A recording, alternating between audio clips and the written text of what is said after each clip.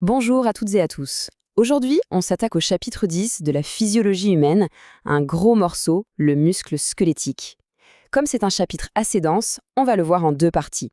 Allez, on commence tout de suite avec la première. La question de départ, au fond, est assez simple. Comment est-ce qu'une simple pensée, une commande qui part de notre cerveau, arrive à se transformer en un mouvement bien réel, bien physique? C'est tout ce processus incroyable, de l'influx nerveux jusqu'à la contraction du muscle, qu'on va décortiquer ensemble. Alors, voilà comment on va procéder. D'abord, on va faire un tour d'horizon des différents types de muscles. Ensuite, on va plonger dans l'anatomie du muscle squelettique pour voir comment il est construit jusqu'à son moteur de base, le sarcomère. Et enfin, on verra comment le signal nerveux et un ion, le calcium, viennent déclencher tout le mécanisme de la contraction. Commençons par une idée assez simple, mais qui est vraiment essentielle. Tous les muscles ne sont pas identiques. Le muscle qui fait battre notre cœur, par exemple, n'a rien à voir avec celui qui nous permet de soulever un objet.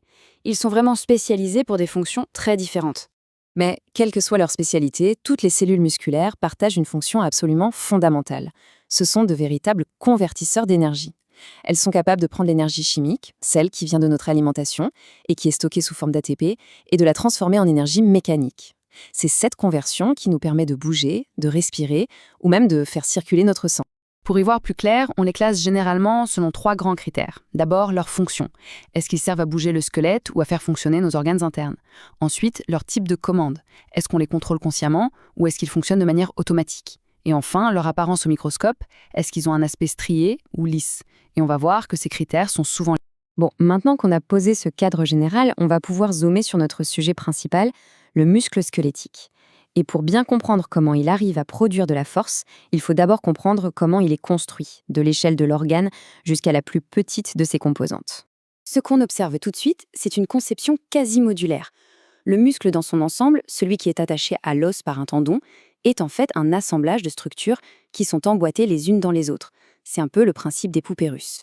Cette organisation hiérarchique, en partant du muscle entier jusqu'à la myofibrille, qui est l'élément contractile ultime, c'est justement ce qui permet une production et un contrôle de la force qui sont si efficaces. Et là, on arrive vraiment au cœur du réacteur, à l'unité fonctionnelle, l'unité de base de la contraction musculaire, le sarcomère. Ce qui est passionnant ici, c'est de faire le lien entre ce qu'on peut observer et la fonction. À gauche, sur la photo au microscope, on voit très bien ces fameuses stries. Eh bien, le schéma de droite nous explique d'où elles viennent. Ce n'est rien d'autre que l'arrangement ultra régulier de deux types de filaments de protéines, des filaments épais et des filaments fins. Ce tableau résume un peu la composition de chaque bande. Ce qu'il faut surtout retenir, c'est que la bande claire, la bande I, ne contient que des filaments fins, l'actine, alors que la bande sombre, la bande A, contient à la fois des filaments fins et des filaments épais, la myosine. Et c'est justement le glissement de ces filaments les uns par rapport aux autres qui va permettre la contraction. Cette organisation, c'est la clé de tout. Si on zoome sur le filament fin, on voit que ce n'est pas juste une simple chaîne d'actine. Il y a aussi deux protéines régulatrices qui sont cruciales, l'atropomyosine, qui vient masquer les sites de liaison, et la troponine. On peut voir ça comme un système de verrouillage, une sorte de sécurité qui empêche la contraction de se faire n'importe quand. Elle ne sera déverrouillée que lorsque le bon signal arrivera. Le filament épais, de son côté, c'est un assemblage de protéines de myosine. Et chaque myosine possède ce qu'on appelle une tête globulaire. Ces têtes, ce sont les véritables moteurs moléculaires. Non seulement elles vont pouvoir s'accrocher à l'actine, mais en plus elles ont une activité enzymatique. Elles peuvent casser de l'ATP, notre carburant, pour libérer l'énergie nécessaire au mouvement. D'accord, donc on a notre moteur moléculaire, mais comment est-ce qu'on le démarre? Eh bien, tout commence par une étincelle, un signal qui vient de notre système nerveux. La question c'est, comment le système nerveux arrive-t-il à contrôler avec précision ces milliers de fibres musculaires? La réponse se trouve dans le concept d'unité motrice.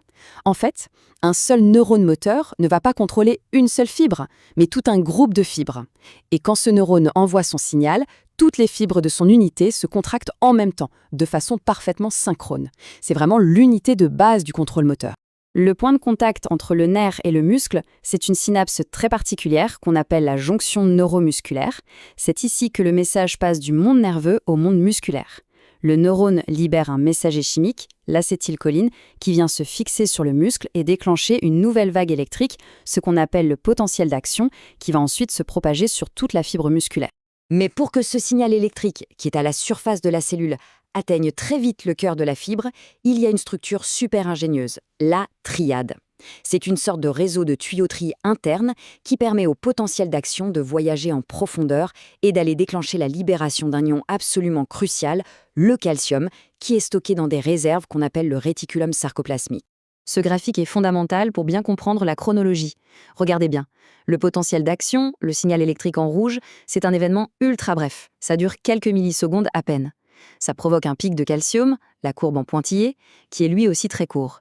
Et ce n'est qu'après tout ça que la force mécanique, la courbe bleue, commence à se développer pour atteindre son maximum. Ce décalage dans le temps nous montre bien qu'il y a des étapes intermédiaires indispensables entre l'étincelle électrique et la production de force réelle. Et on arrive maintenant au point crucial. Comment est-ce que cette augmentation de calcium dans la cellule mène concrètement au glissement des filaments et donc à la contraction? Le calcium, c'est littéralement la clé qui vient déverrouiller tout le système. En se fixant sur la troponine, il provoque un changement de forme de la protéine. Ce changement va tirer la tropomyosine, un peu comme si on faisait rouler un câble, et ça va enfin exposer les sites de liaison sur l'actine qui étaient cachés jusqu'à présent. La voie est libre, les têtes de myosine peuvent enfin s'accrocher et commencer le travail. Et ce processus d'accrochage et de traction, c'est un cycle qui se répète en boucle en 4 étapes et qui est alimenté par l'ATP. Étape 1, la tête de myosine se lie à l'actine. Étape 2, elle pivote et tire le filament d'actine vers le centre. C'est la phase de force. Étape 3, une nouvelle molécule d'ATP arrive et se fixe sur la tête, ce qui la force à se détacher. Et enfin, étape 4, l'ATP est utilisé, cassé, pour réarmer la tête, la remettre en position de départ, prête pour un nouveau cycle. Et ça continue tant qu'il y a du calcium et de l'ATP. Ce schéma nous montre bien toute la biochimie du cycle. Il faut imaginer que chaque cycle d'une seule tête de myosine produit une force minuscule, de l'ordre du piconewton. Mais si on multiplie cette force infime par des milliards de têtes de myosine, dans des milliers de fibres qui travaillent tout en même temps, eh bien c'est comme ça qu'on obtient les mouvements puissants qu'on est capable de faire tous les jours. Voilà, on a bouclé la boucle. On est parti d'une impulsion nerveuse, donc un signal purement électrique. On a vu comment ce signal est traduit au niveau de la jonction neuromusculaire en un signal chimique, c'est-à-dire la libération de calcium. Et enfin, on a vu comment ce signal chimique vient déverrouiller toute une machinerie moléculaire, le cycle des ponts d'union, pour produire au final une force mécanique. On comprend maintenant le mécanisme fondamental de la contraction. Dans la prochaine partie, on va s'appuyer là-dessus pour voir qu'il existe différents types de fibres musculaires, comment elles gèrent leur énergie et finalement ce qui se passe quand un muscle fatigue. En attendant, n'hésitez pas à aller tester vos connaissances avec les quiz qui sont disponibles en lien.